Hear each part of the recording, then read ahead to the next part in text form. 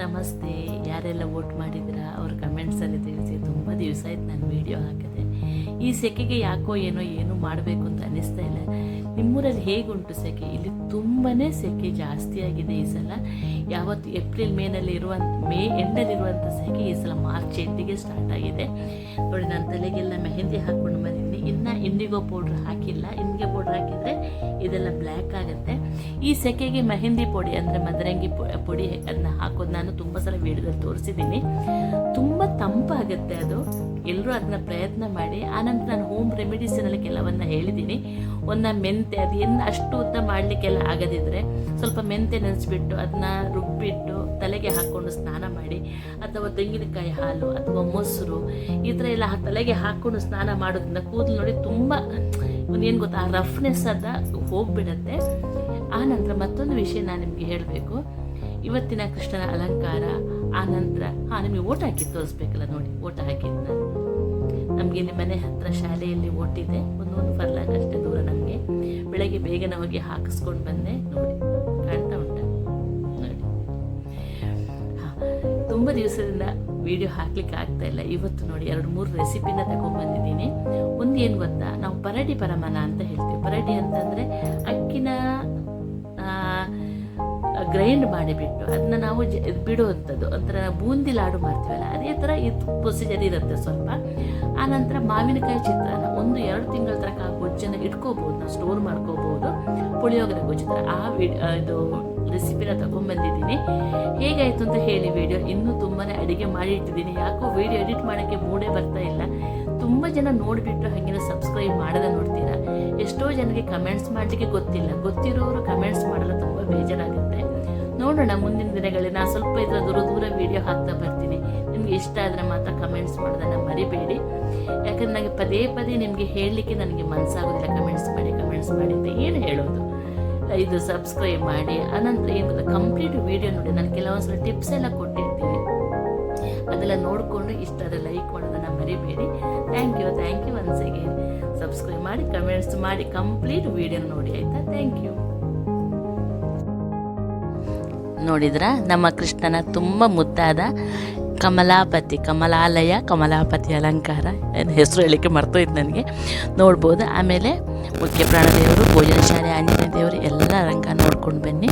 ಆಮೇಲೆ ರೆಸಿಪಿನ ನೋಡ್ಕೊಂಡು ಬರೋಣ.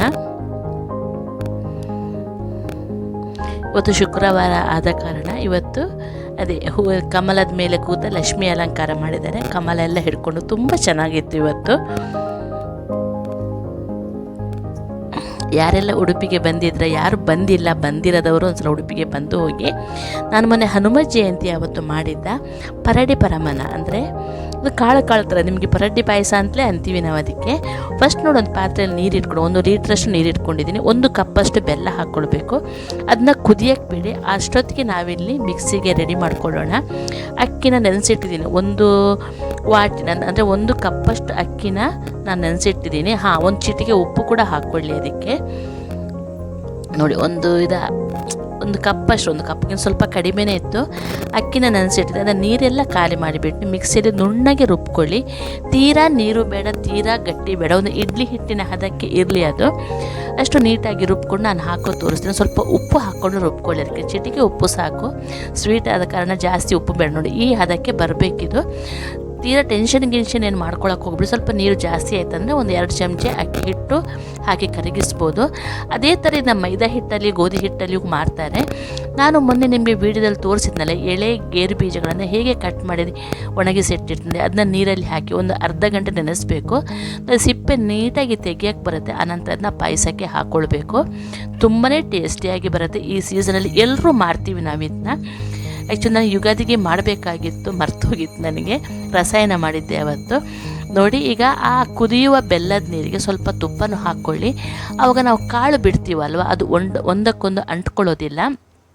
ನೋಡಿ, ಹೀಗೆ ನೋಡಿ, ಕಾಳು ಬೀಳುತ್ತೆ ನೋಡ್ಬೋದು ನೀವು. ಆ ಬೆಲ್ಲದ ಪಾಕಕ್ಕೆ, ಬೆಲ್ಲದ ನೀರಂತೆ ಪಾಕ ಅಲ್ಲ ಅದು, ನೀರಿಗೆ ಹಾಕಿದ ಕಾರಣ ಒಂದಕ್ಕೊಂದು ಅಂಟ್ಕೊಳ್ಳೋದಿಲ್ಲ. ಕಾಳಾಗಿ ನೀಟಾಗಿ ಬೇಯುತ್ತೆ ಅದು. ಸ್ವಲ್ಪ ನಿಧಾನವಾಗಿ ಬಿಟ್ಕೊಳ್ಳಿ. ಮತ್ತು ಅಗಲದ ಜರಡಿ ಇದ್ದರೆ ಅದರಲ್ಲಿ ಕೂಡ ಹಾಕೋಬೋದು ನೀವು. ತುಂಬ ಟೇಸ್ಟಿಯಾಗಿ ಬರುತ್ತೆ ಇದು. ಈ ಪಾಯಸ ನಮ್ಮದು ಟ್ರೆಡಿಷನಲ್, ಸೌತ್ ಕೇಂದ್ರದ್ದು ಟ್ರೆಡಿಷನಲ್ ಪಾಯಸ ಇದು. ತುಂಬಾ ಟೇಸ್ಟಿಯಾಗಿರುತ್ತೆ ನೋಡಿ. ಆನಂತರ ಇದೇ ಥರ ಎಲ್ಲನೂ ಹಾಕ್ಕೊಂಡು ನೋಡಿ ಇದನ್ನ ಉದುರಿಸ್ಕೋತಾ ಬನ್ನಿ. ಇದಕ್ಕೆ ಸ್ವಲ್ಪ ನೀರು ಜಾಸ್ತಿನೇ ಬೇಕಾಗತ್ತೆ, ಯಾಕಂತಂದರೆ ಆಮೇಲೆ ಇದು ದಪ್ಪ ಬರುತ್ತೆ ಈ ಪಾಯಸ. ಆದ ಕಾರಣ ಸ್ವಲ್ಪ ನೀರು ಜಾಸ್ತಿ ಇದ್ದರೆ ಏನೂ ತೊಂದರೆ ಇಲ್ಲ.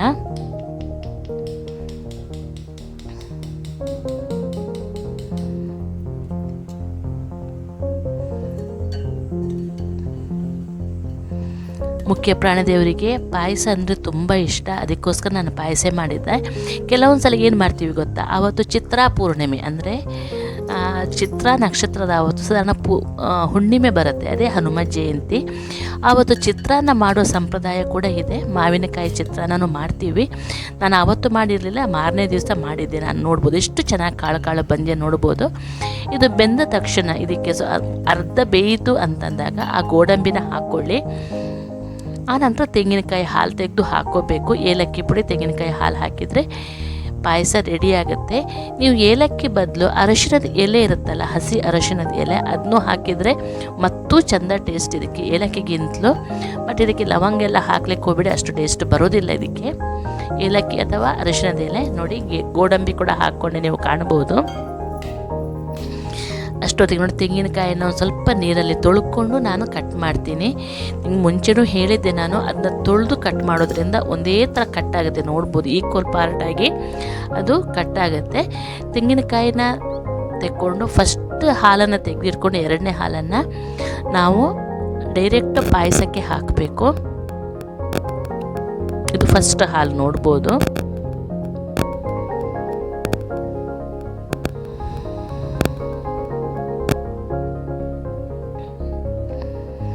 ನೋಡಿ, ಆನಂತರ ಎರಡನೇ ಹಾಲನ್ನು ನಾವು ಡೈರೆಕ್ಟಾಗಿ ಇದಕ್ಕೆ ಹಾಕ್ಕೊಂಡೆ, ನೀವು ಕಾಣ್ಬೋದಲ್ಲಿ.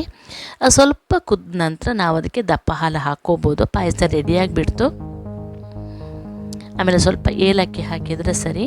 ತುಪ್ಪ ಹಾಕ್ಕೊಂಡ ಕಾರಣ ಮತ್ತೆ ಪುನಃ ತುಪ್ಪ ಹಾಕುವಂಥ ಅವಶ್ಯಕತೆ ಇಲ್ಲ.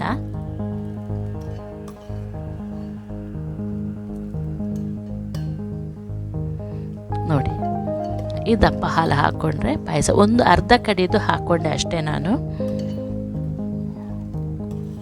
ಪಾಯಸ ರೆಡಿ ಆಯ್ತು. ಒಂದು ಕುದಿ ಬಂದರೆ ಸಾಕು, ಜಾಸ್ತಿ ಕುದಿಸೋಕ್ಕೆ ಹೋಗಬೇಡಿ. ನೋಡಿ ಕಾಣಿಸ್ತಾ ಇದೆ, ಒಂದು ಕುದಿ ಬಂದರೆ ಸಾಕು, ಆವಾಗ ಆಫ್ ಮಾಡ್ಬೋದು.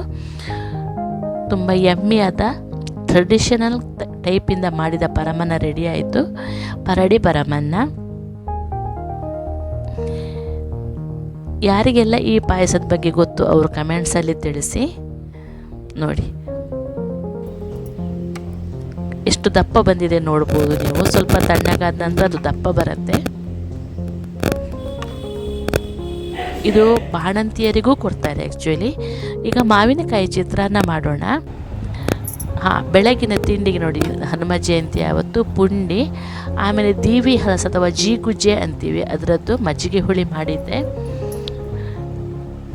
ನೋಡಿ. ಈಗ ಮಾವಿನಕಾಯಿ ಉಂಟು ನೋಡಿ, ಅದನ್ನ ಸಿಪ್ಪೆ ತೆಗೆದಿಟ್ಕೊಳ್ಳಿ.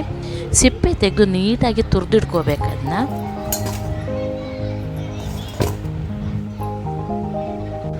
ನೀಟಾಗಿ ತುರಿದಿಟ್ಕೊಳ್ಳಿ. ಆನಂತರ ಅದಕ್ಕೆ ಮಸಾಲೆ ಹೇಗೆ ಮಾಡೋದು ಅಂತ ತೋರಿಸ್ತಾ ಬರ್ತೀನಿ ನಿಮಗೆ.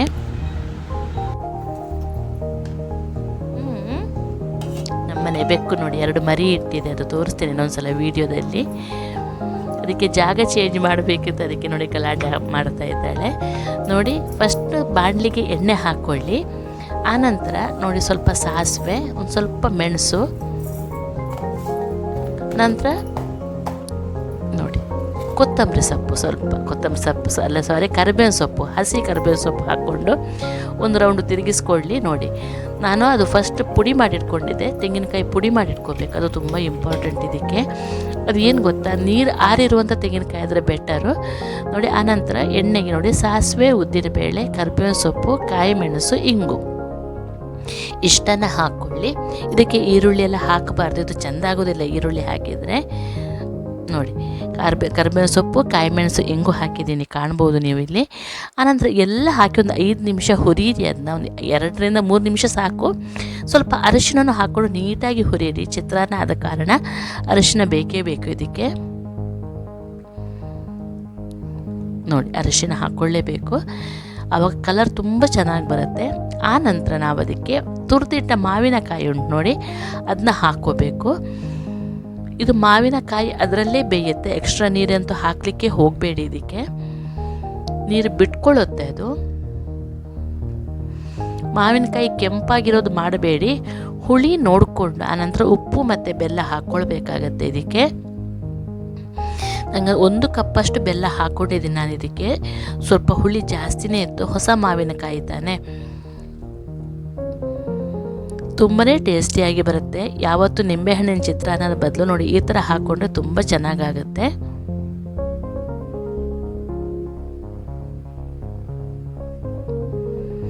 ಇದನ್ನ ಹಾಗೆ ಸ್ವಲ್ಪ ಹೊತ್ತು ಮುಚ್ಚಿಟ್ಟು ಬೇಯಿಸಿ ಆನಂತರ ಸ್ವಲ್ಪ ಓಪನ್ ಇಟ್ಟು ಬೇಯಿಸಿದರೆ ಆಗೋಗ್ಬಿಡುತ್ತೆ.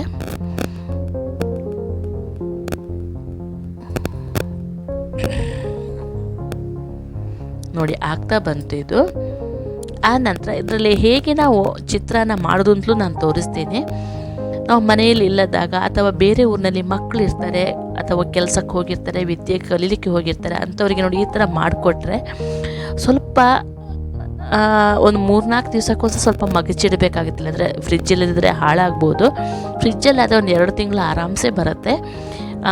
ಪುಳಿಯೋಗರೆ ಗೊಜ್ಜು ಥರನೇ. ಇಲ್ಲನ್ನು ಸ್ವಲ್ಪ ಜಾಸ್ತಿ ಕಾಯಿಸಿದರೆ ಅಷ್ಟು ತೊಂದರೆ ಏನು ಕೊಡೋದಿಲ್ಲ, ಕೊಬ್ಬರಿ ಹಾಕಿರೋದ್ರಿಂದ.